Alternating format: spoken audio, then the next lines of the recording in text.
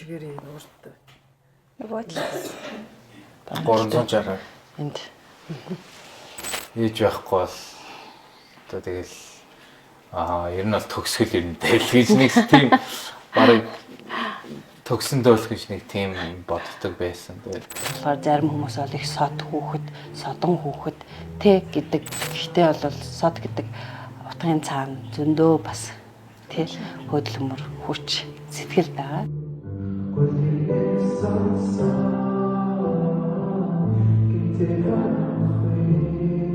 17 настай шүү дээ тий. Найз хүнтэй юу? багуу.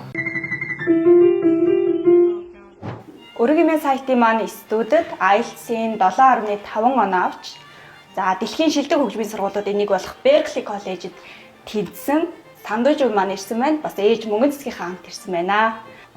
My name is Sandojo and I'm 17 years old. I study at Tomojo Alternative School's 12th grade. Yeah, that's all about me. Тэгэл IELTS-та би бол бэлтэж байхдаа анх нь бол бэлтжиж гэж бодоагүй. Ер нь бол мэдтгүй байсан. Тэгээд гинт гээд иймэрхүү стандарт шалгалт байд юм байна. Өгж үзье гээд шууд бэлтгэлээ гэсэн. Намайг мөнгөн цэцэг гэдэг. Ерөнхийдөө бол хангахын чиглэлийн мэрэгчлээ. Гоцсолч мэрэгчлэр 16 жил хүүтэйгээ цуг ажилласан. Тэгэл хөвгөө дагуулаад ажиллаа хийгээд тэг хүнд үйлчлээл тэгэл явдаг байсан. Хүүгээ ямар одоо хүн болгож өсгөх боловсролтой нь яаж анхаарах талаар маш их хичээж, судалж, мэдээлэл авч тэгж явсан. Тэгээд 2 хүүхэдтэй. Охин маань одоо 26-тай, нөхөр маань болохоор 73 дахь сургуулийн багш хүн байдаг. Тэгээд дэлхийд бас нэр хүндтэй ийм коллежид тэнцвчлээ шүү дээ.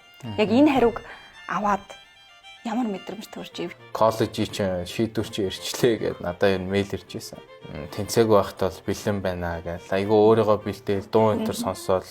Яг тэгэж дуусчаал бэлтгэгдчихээл хараад үтсэн чи амар оронгороо эргүүлсэн захиарч чахгүй гэл тэнцчлээ. Тэгээд ганцхан Berkeley College гэхгүй Berkeley-ийн бүх бусад салбаруудтай ингээ холбоотой байна. Маш том амжилт гаргаж чадлаа. Баяр хүргэе гэл. Тийм захиарч чи шууд ингээ шок мокод ороод. Ээж аав нь яаж хүлээж Юу санаа би бас нөгөө хошин бас их хэмээх хөгжилтэй болох дуртай. Тэгээд ямар ч л байсан ингээд жоохон тоглоом хийгээд тэнцээг бай гэж хэлэх гэж байгаа. За яах вэ? Одоо ийм том амжилтыг чи ингээд орхичж болохгүй гээл. За тэнцлээ гээл. олон хөгжлийн бэрхшээлтэй ээж аав яг энэ асуултыг асуугааг хүсэж байгаа ах гэж бодчих. Та яаж хүүгээ ингэж хөгжүүлж чадваа тий? Ер нь бол хөгжлийн бэрхшээлтэй хүүтэй боллоо гэж дуулчаад яах вэ? Үнэхээр гайхчлээсэн л да. Тэгээ одоо энэ хүүхдийг бас яаж авах ёстой, яаж хүмүүжүүлэх ёстой юм тий? Одоо ээж хүний одоо мэрэгэн ухаалдаг юм тий хайгаад ирээл суралцаад одоо тэгээд хүүгийнхаа бүхэл одоо хэцүү зүйл болгон дээр нь цаг хугацаа болгон дээр нь цуг хамт байгаал шантрагуйд нь адилхан шантраал тий хүүгээ энэ зэрэгт суралцахад энэ амжилтанд хүрэхэд бол маш их бэрхшээлийг даван туулсан.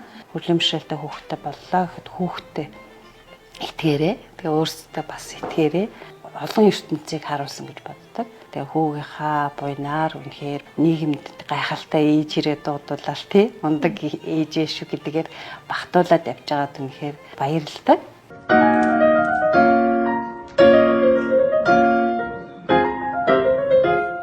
Сундуу энэ жоохон дэггүй асуулт шүү. 17 настай шүү дээ тий. Найз хүнтэй юу? Багуу. Хэр удаж байгаа найз хүнтэй хоёр? 3 гаруй жил болж. Болцох асуудал масуудал дээр бол гэр бүлийн л тусалцаа хэрэгтэй.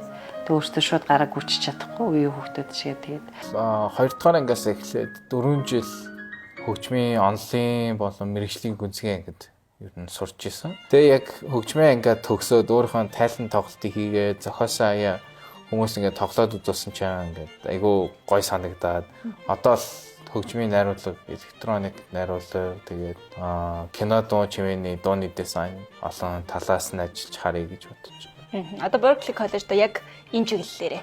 Тийм, ер нь яг энэ ангид орсон. Одоо намраас Америкт очиод коллеждээ суралцсан.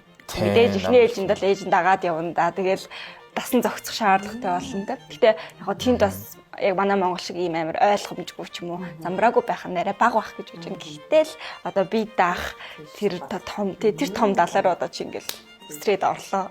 Юу бодогдож байна? Тасан зохицоход бас хэрэг хугацаа шаарддаг гэж бас өөрөө төлөвлөж байна. Яг үннээ хэлэх юм бол яан даал гэж бодогдож байгаа. Гэхдээ өөрийнхөө одоо тухтай байгаа газраас ингээ хүн гарахтаа бүх юмнуудыг анхандаа амар хэцүү байна. Айгуу болж үтгэхгүй юм шиг байна. Шантрээ бууж өгье гэж боддог юм бэлээ. Одоо жишээлбэл 1-2 сар боллоо гэж бодох юм бол тэр бодол нь арилаад нөгөө шинэ амьдралдаа ингээд тасаад тэгээд арилаад нөгөө хуучин газараа очихороо баг дахиад ямар амархан байсан юм бэ гэж бодогдвол одоо карьер мэрэгжлийнхаа юм дээр анхаарад тэгээд яг ингээ амьдралынхаа ур чадваруудыг сурч чадаагүй. Тэгээд одоо л сурахгүй л тэгэл цаашдаа болохгүй. Тэгэл цаашдаа ер нь дуусах юм байна даа л гэж бодоод тэгэл одоогээс сураад авъя. Тэгэл шинэ туршлага хөрвүүлээ гэж бодоод. Одоо битээр ч бага багаар л өста тий баг будаагшаа сурыг, шалаагаа сурыг, амьсаа хүртэл ялгаж сурыг гэл тий. Тэгэл угаалгын машиныг тохируул сурыг. Плетийн дээр тий яаж одоо асааж унтраахын гэхээс ахуулаад бүх юм л одоо бодогдоод явж байгаа шүү дээ тий.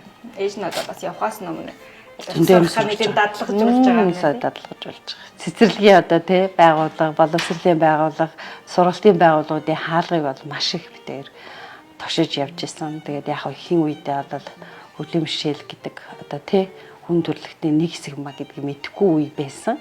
Тэгээд хаалга болгон дандаа хаалттай байдаг гэсэн боловч одоо 4 сургууль төгссөн.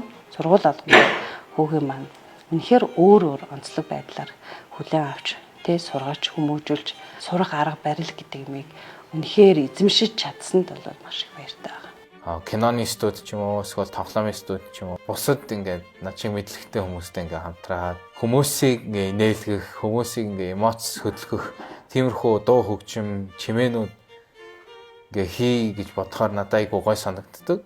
Тэгээд тэр чимээнүүдийг маань ингээд олон алтартай тоглоомнууд, кинонууд дээр ашиглана гэхээр надаас гой сонсогддог. Тэгээд тэр мөрөөдлөө биелүүлэхийн тулд ингээ бүх чадах бүх юмаа ингээд заруулаад хийгээд гүйцэтгээд тэгээд сүултээ тэрнээсээ юу сурч авсан бэ гэдгийг хэрэгцүүлээд бодно гэж бодохоор бас айгуу тийм зоригтой хүрэх гээ явж байгаа юм шиг санагдав.